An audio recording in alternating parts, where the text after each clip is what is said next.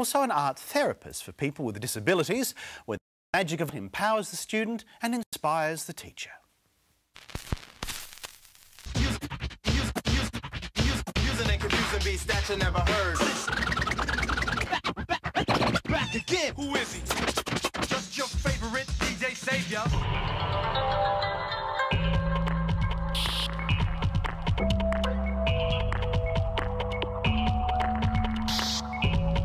Off the Wall is a showcase of emerging artists within Australia. The idea is for, first-time buyers or collectors. They buy your piece and take it off the wall and go home. So it's always recommended that you have a few pieces in reserve. I aimed to have 5 pieces. I ended up bringing 20. For me, that was quite lucky because on the first night I sold out within about 2 hours.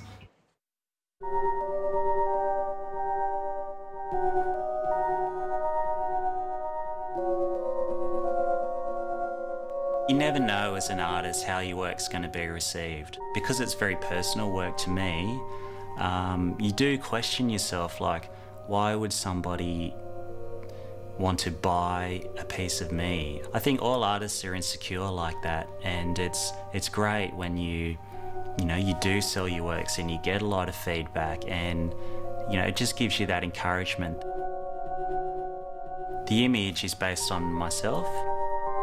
My father took a photograph of me when I was quite young.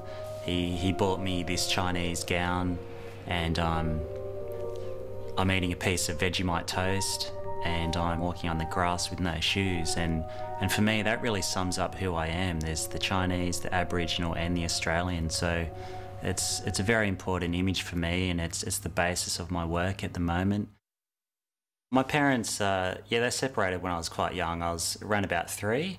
So I moved in between parents.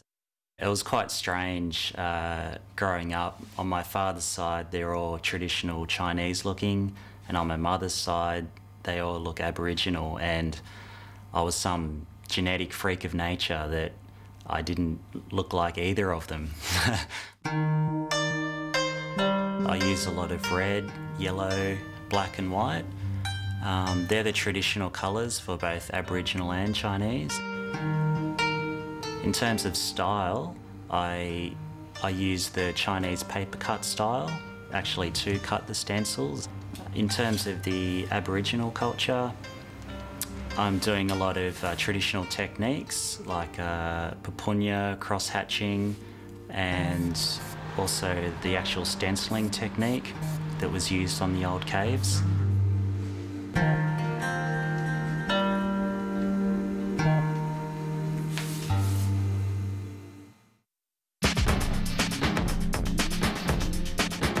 The first stencil artist I saw was Banksy in the UK, and I was amazed at his work. Not only is it visually stunning, but it works with the environment, and they have really, really strong concepts behind them.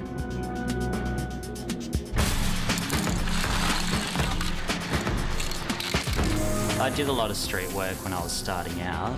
If I had an idea, I could create that idea, get it out into the public within hours. However, I don't do street art anymore. Of course, it is illegal.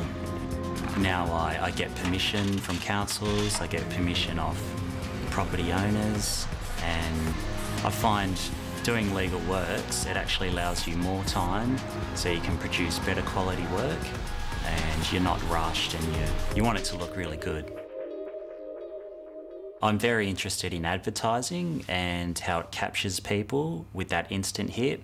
I really like that, and I've adopted that into my artwork, just with the strong, bold images.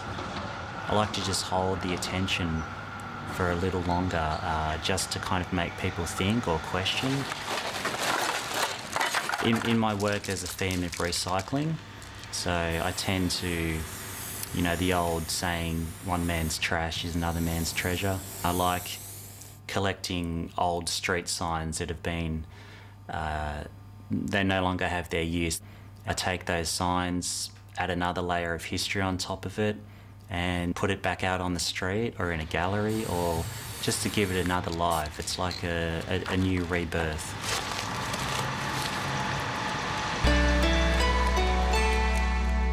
There was a piece called Prepare to Stop, which was an old discarded council sign.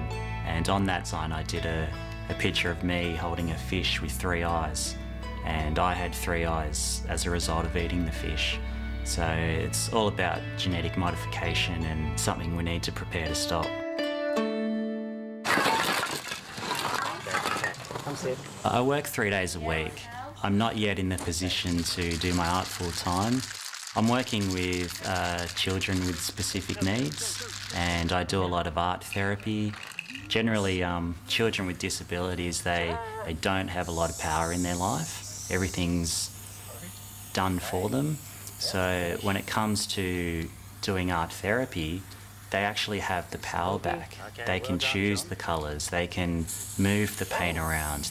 You see their eyes light up, you see them come alive just because they have that power back again. And for me, it's a magical experience that I'll never get tired of. Give us a high five, buddy. Yeah. Working with the kids, it really balances me out. A lot of people think, oh, it's so great you're teaching the kids, but a lot of the times I think it's the opposite way. You know, they're teaching me a lot.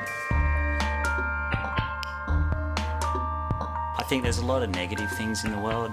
For me personally, I think it's important to promote a positive side of life. I did a picture of me on a swing, just swinging through the air, and the lady who bought it said, every time I see that picture, it puts a smile on my face and everything seems okay. And it reminds her of her childhood when she was on the swing.